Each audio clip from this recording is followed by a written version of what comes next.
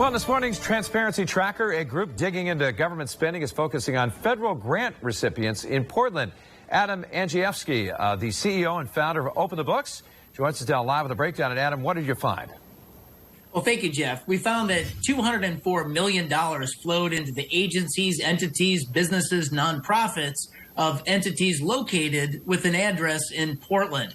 So if you break that down in terms of equivalency, it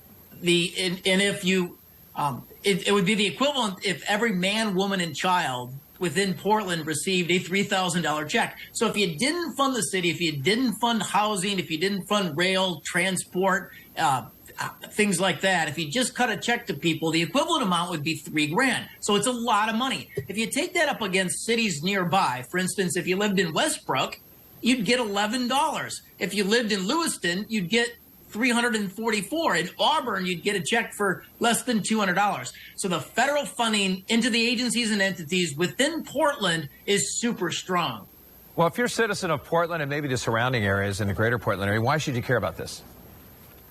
So remember, it's your money. This is federal taxpayer money. You and I pay for this, and we need to be able to follow the money to hold not only governments accountable, but also private sector businesses receiving federal grants. So for instance, if you're a property owner and you rent your property, if you're a property rental manager, there was a $1.8 million federal grant given to Pine Tree Legal.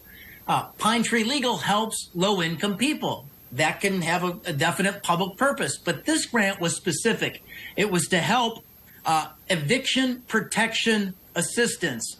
So if you weren't paying your rent, U.S. taxpayer money was being used against landlords to keep folks that weren't paying the bills in their rentals. And this hurts investment into the local community. All right. Thank you very much, Adam Andrzejewski, for the latest. Again, founder of the Open the Books. And we'll talk to you in the coming weeks. Sounds good.